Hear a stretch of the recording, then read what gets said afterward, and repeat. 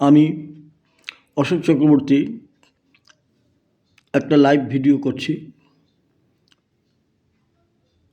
আজকে আমার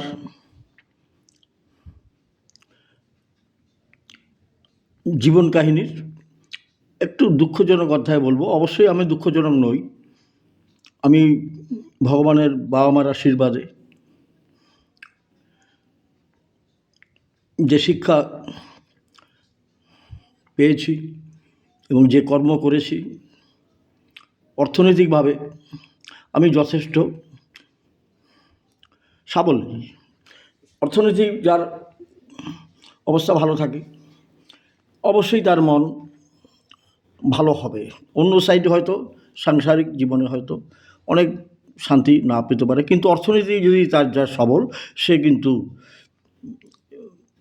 স্যাটিসফাইড, সার্থক বলা যাবে।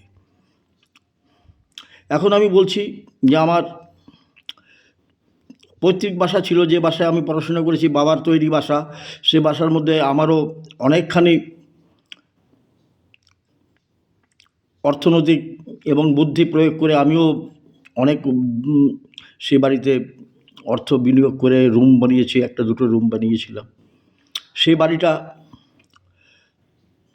অবশ্যই বাবার নামে ছিল। সেই বাড়ি থেকেই মানুষ শিক্ষা, খেলাধুলা, জীবন তৈরি সব। সেখানে আমাদের বোনরাও ছিল। সে আমার একটা ছোট বোন ছিল। ছোট বোনটা বাবা মারা গেছিল 87। সেই ছোট বোনটার কিন্তু আমরা বিয়ে দিতে পারিনি। আমার বড় ভাই ছিলেন ফালাকাটা, আমি তো রেলে চাকরি করতাম। ভীষণ কর্মব্যস্ততা, ছুটি নেই, ভীষণ কাজের চাপ। মানে কি বলবো, এত কাজের চাপ, মানে মিলিটারিদের থেকে মতো কাজের চাপ। সেই জন্য ছোটো বোনটার বিয়ে দিতে পারিনি। বড় ভাইও দেয়নি বা কোনো কারণবশত বিয়ে হয়নি। কিন্তু আমার বোনরা সবাই, মানে কি বলবো, মানে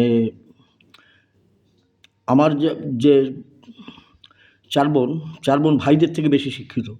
কেউ একজন ডাবল এম এ, কেউ ট্রিপল এম এ, কেউ Sanskrit honours master degree, gold medallist, সব মাস্টার ডিগ্রি, এবং সবাই সার্ভিস করে, মানে গুড সার্ভিস। যেমন এই ছোটো বোনটা ছিল বাংলার টিচার, হাই স্কুলের টিচার, কুচবিহারেই টাপুরহাট বলে একটা স্কুল ছিল, সেখানে ছিল। তা যখন তার বিয়েটা আমরা দিতে পারিনি, তখন আমার মনে হলো, তখন আমি কী করলাম, কি যে পৈতৃক যে বাবার অংশটা ছিল সেটা আমি বোনের নামে দান হিসেবে লিখে দিই। আমার বড় ভাইও সেটাও দান হিসেবে বোনকেই দিয়ে দেয়। সে কিছু হয়তো লেনদেন অর্থনৈতিক হয়েছে, আমি কিন্তু নিতে চাইনি পয়সা। তো হয়তো আমার ছেলেকে একটা ওই যে ছেলে গাড়ির ব্যবসা করে, ভালো গাড়ির ব্যবসা করে, গাড়ির জন্য একটা টাটা সুমোর জন্য ইনস্টলমেন্টের যে টাকাটা, সে কিছু টাকাটা দিয়েছিল, আমি কিন্তু চাইনি। সেই বাড়িটা হলো কি, পৈতৃক বাড়িটা আমি দান দিলাম আমার ছোটো বোনকে, যেহেতু বিয়ে টিয়ে দিতে পারিনি, থাকবে কোথায়। আমার তখন জলপাইগুড়ি বাসা হয়ে গেছে, 2000 সালে আমি জায়গা নিয়েছি, 2004-এ আমি ঢুকে গেছি অলরেডি। আমার দাদাও জলপাইগুড়িতে বাড়ি করেছে, সেও ওই 4-5-এ বাড়িতে ঢুকে গেছে। ভালো বাড়ি, তারও ভালো বাড়ি।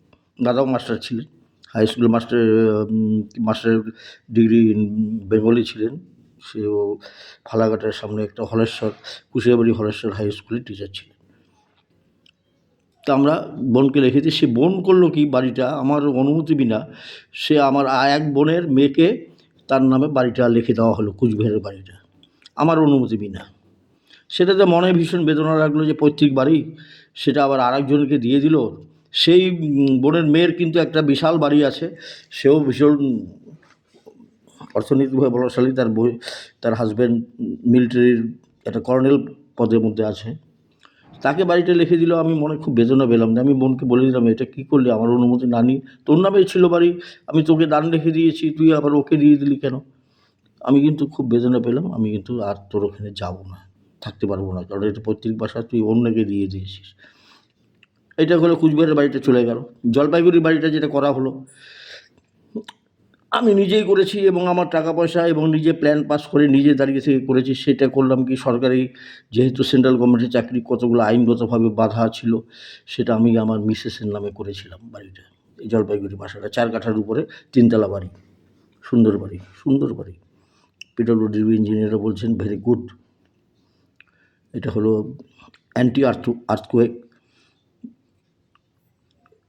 অ্যান্টি লাইটিং, লাইটিং অ্যারেস্টার আছে, সব রকমের মানে প্রোটেকশন নিয়ে এটা বিল্ডিংটা করা হয়েছে। আমি বানিয়েছি।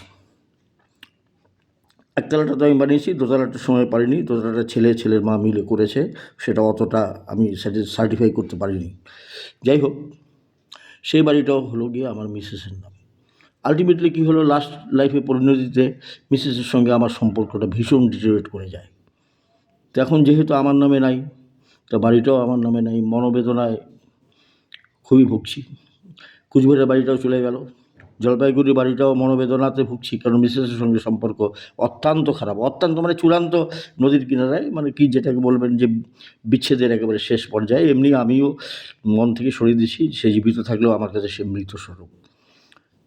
3 নম্বর হচ্ছে দুঃখের কারণ, আমার একটা খুব নিয়ারেস্ট বন্ধু ছিল, নিয়ারেস্ট ফেসবুক ফ্রেন্ড থেকে গানের শুনে মনে এত ভালো লেগেছিল, সেটা হচ্ছে সোনারপুরে থাকে। সে থেকে দুঃখের বিষয়, সেও হচ্ছে বিবাহিত। সে আমাকে জানালো যে না, আপনাকে আমি আমার বাসায় আসতে বলতে পারবো না। তো সেখানেও আমার বন্ধুর বাসায়, আমার প্রিয় বন্ধু বলে আমি মনে করি, আমাকে জেঠু বলে সে সম্বোধন করে, তো সেখানেও আমি আমার এন্ট্রি নাই। তা আমি এখন কি করতে পারি? লোকটা অশোক চক্রবর্তী, জলপাইগুড়ি, কী করবে? সেই জন্য আজকে আমি একটা চূড়ান্ত সিদ্ধান্ত নিলাম আমার জীবনের, জানি না এটা হয়তো ভালো হবে কি না মঙ্গল হবে, আমি এখন থেকে আমি পরিব্রাজকের ভূমিকা গ্রহণ করব। আমার যেদিকে মন চলে যাবে, যেদিকে চলবে, সারা বাংলাটা আগে ঘুরবো, তারপরে সারা, যদি আমার শরীর পারমিট করে, আমি সারা ভারতবর্ষ পরিব্রাজকের, যেমন হিয়াংসাং ঘুরে বেরিয়েছে, আরও অনেকে বেরিয়েছে, আমি সেই বেরোবো। এই বলে আমি শেষ করছি। আমার বান্ধবীর একটা ছবিটা একটু দেখাই, মনটা ভালো লাগবে।